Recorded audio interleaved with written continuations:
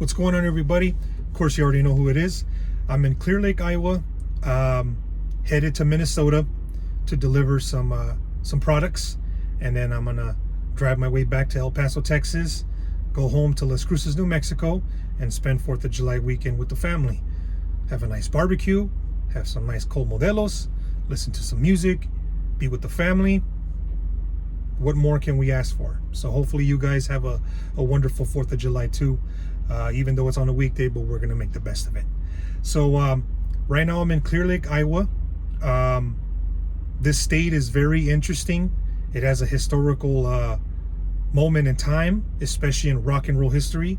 I didn't know that Clearlake, Iowa was a special moment in rock history until I was talking to my Uncle Fred, which is the person that is doing the Two-Face Entertainment podcast, which is our label, Two-Face Entertainment. I was on the phone with him last night, and I was like, hey, well, I'm on my way to Minnesota, but I'm in Iowa. And he's like, hey, Clear Lake, Iowa is a historical place. And then when he told me what it was, I was like, really? And he's like, yeah. He goes, you didn't know that? And I was like, no, like I knew it was in Iowa, but I didn't know it was in that city. So every time I come to Minnesota, I'm always on this highway or interstate 35 going north, which Interstate 35 takes you from Minnesota all the way to Laredo, Texas, which is the deep south of Texas. So I was unaware. I was like, oh wow. So I ended up coming to this location, two specific locations. One a special moment, and the other was a tragedy in rock and roll history. And Clear Lake, Iowa is known for the day the music died, on February 2nd and February 3rd of 1959, which was the performances of Buddy Holly, Ritchie Valens, and the Big Bopper. And I was able to go to these two locations, the auditorium, Surf Ballroom, which was where they performed, and I went to the crash site where they had passed. Not that it was a beautiful thing to see, but just to know that I was at two places where it was a moment in rock and roll history. I got to stay on the stage. I got to stand on the stage. I got to be in the green room where those three artists were sitting there before their time was to perform. And I got to see where Buddy Holly washed his clothes in a sink after the performance. And that's when they went to the local airport, and that's when they got on the plane. And of course they had passed, and from the auditorium to where they crashed, it was a 10-mile radius. So being how Iowa is, and I drove in Iowa during the wintertime, it's not easy. It's a very dangerous, anywhere, but just knowing where the location and where they were at, I was close by when I would drive during the wintertime. So it was a very tragic moment, but at the end of the day, it's a moment in rock and roll history, and I got to see where they passed and where they crashed, and also got to see where they performed. And a man there showed me, he gave me a 5-minute tour, showed me where they were, just everything just, it was a special moment for me. And it's something I'm going to cherish for the rest of my life, even though I wasn't born in 1959, but just to be able to stand and be able to see where rock and roll was performed. And it's like, man, like I'm still speechless from it. And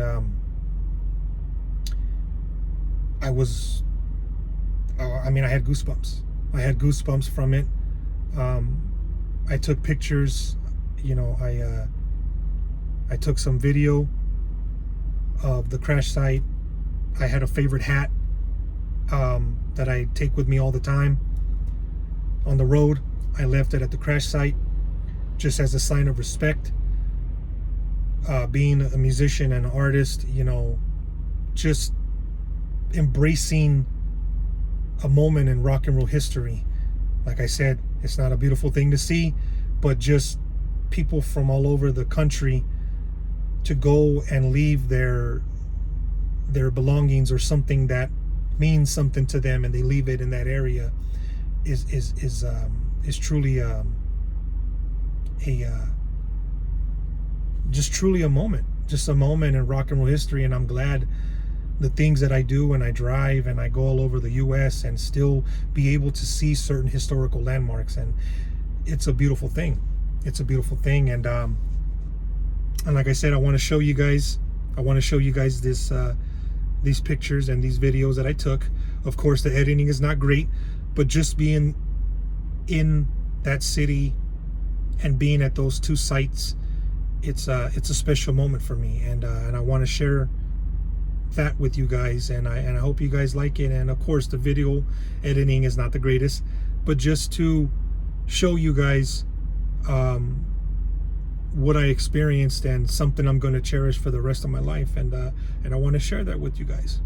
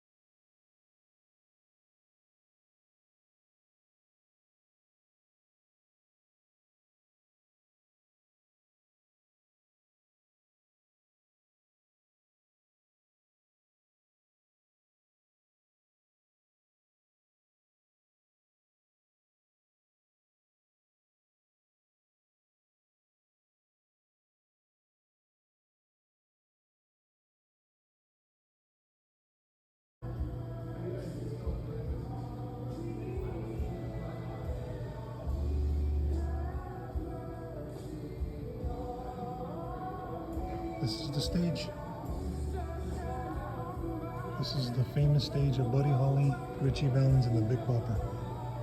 They performed on this stage.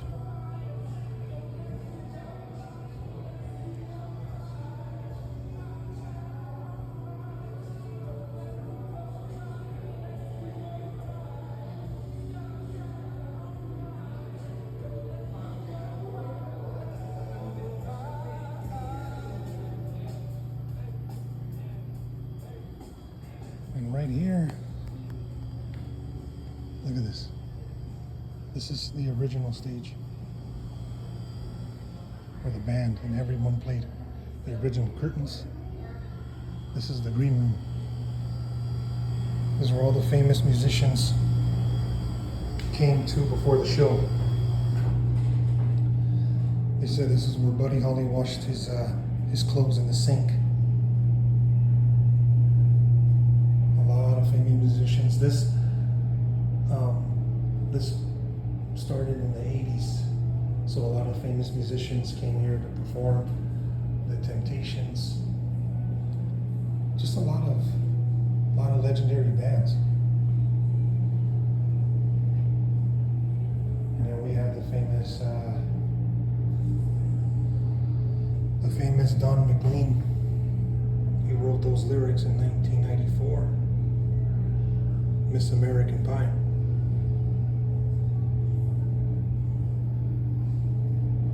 And then the famous ZZ Top came and performed here. Ritchie Valens. They never signed the signatures here. This was started in the 80s, but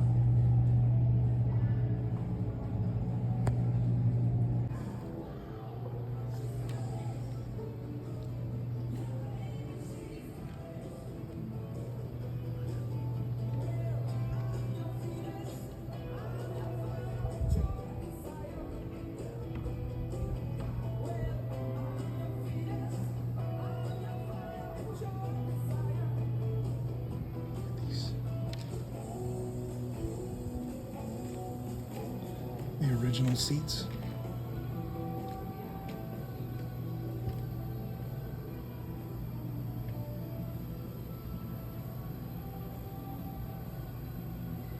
A lot of history.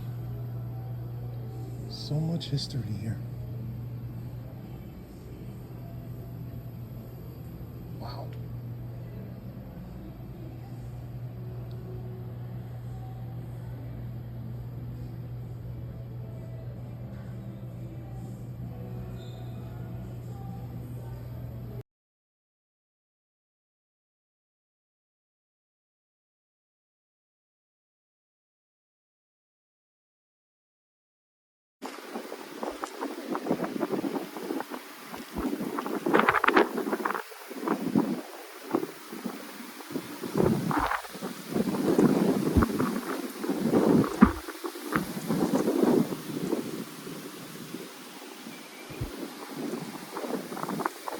This is the location where Buddy Holly, Ritchie Valens, and the Big Bopper. This is the trail. Of course, you can see my truck, but Gold Avenue and 315th Street. This is the way.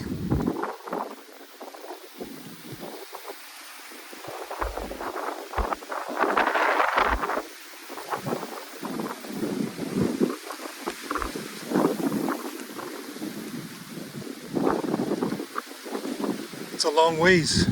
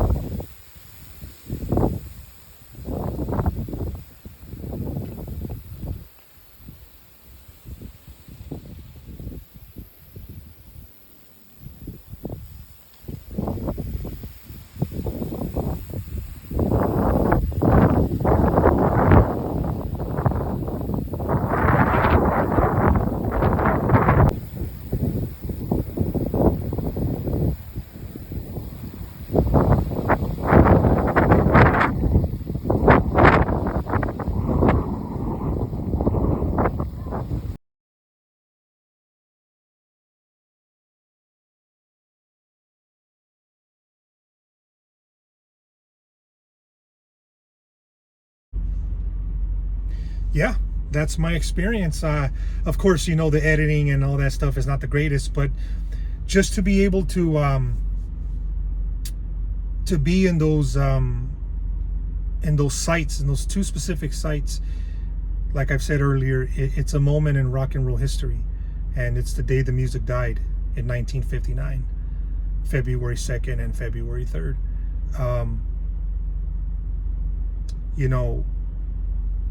You know, I sound like a broken record. I'm very fortunate.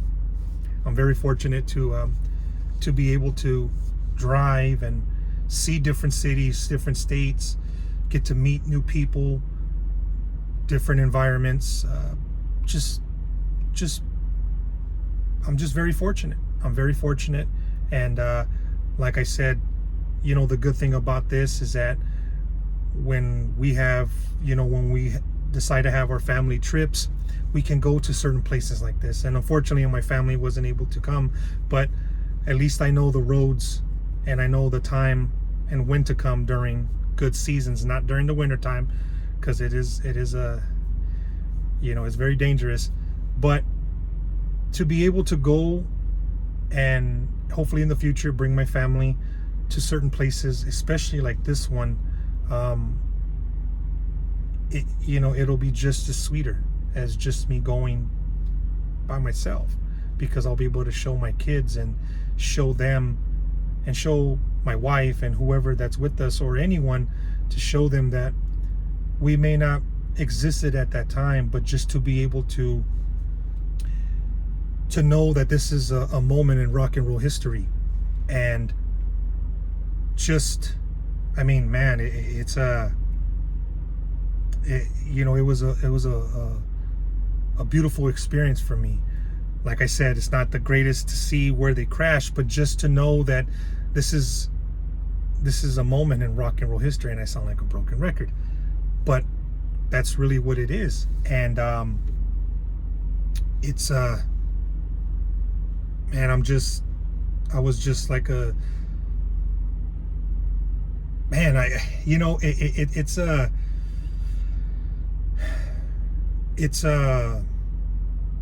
It was an awesome thing to see. It was an awesome thing to see, and I've been to so many places, but I think this one is very memorable to me. Like I've said, I wasn't born in 1959. I wasn't in that era, but just to be able to see and be able to witness history, rock and roll history, and being that Ritchie Valens is from our neighborhood, from our area, and it was truly a memorable moment for me. And I hope you guys liked the video. Hopefully there's more coming soon, but like I said, I'm not always going to be in certain specific areas, but this one was a great moment for me, and I'm glad that I was able to share that with you guys, and I hope you guys liked what you guys saw. And yeah, and until then, we're gonna keep on rolling, and yeah, we'll just take it from there. Oh, wait a minute. Sorry, I forgot to show you guys my my memorabilia, which I bought at the auditorium. So this here is the Surf Ballroom, which is, a street which they're gonna, for my sons. And yeah, I'm doing everything freestyle. So this is a shirt, of course, for me. I had to get a bigger size because I don't wear small shirts anymore. But this is the t-shirt, The Day the Music Died. As you can see, just historical landmarks, just a historic place. And just, man, I'm just still speechless. I'm still speechless. I got a poster, which was not the original, but it's a replica of what they had for them. This thing's taking a long time to open. There we go. Hopefully you guys can see all of it, but I was able to purchase this. It was like $5, so and just I was excited. I was like a kid, man. I was like a kid. Hold on, let me move this back so you guys can see. Just to be able to be there and witness history and see history. So this is the original, or the replica, of the poster they had for them at the winter dance party. Ritchie Valens, Buddy Holly, and the Big Bopper. Like I said, this is a replica. I believe they still have this poster at the auditorium in a location where I wasn't able to go in because it was restricted. But this is the poster that they had for them when they where they had performed, and the admission was $1.25 and checking was 10 cents from ages 12 to 21. So man, it's a moment in history. And like I said, I sound like a broken record, but I'm very fortunate. I'm very fortunate to be in this position and do what I love to do, being a musician and an artist. to be able to experience this. And like I said, it's something I'm going to cherish for the rest of my life. And yeah, you know, like I said, hope you guys liked the video, and hopefully there's more. But until then, keep on rolling, take care of yourselves, cherish your family, and we'll see you guys.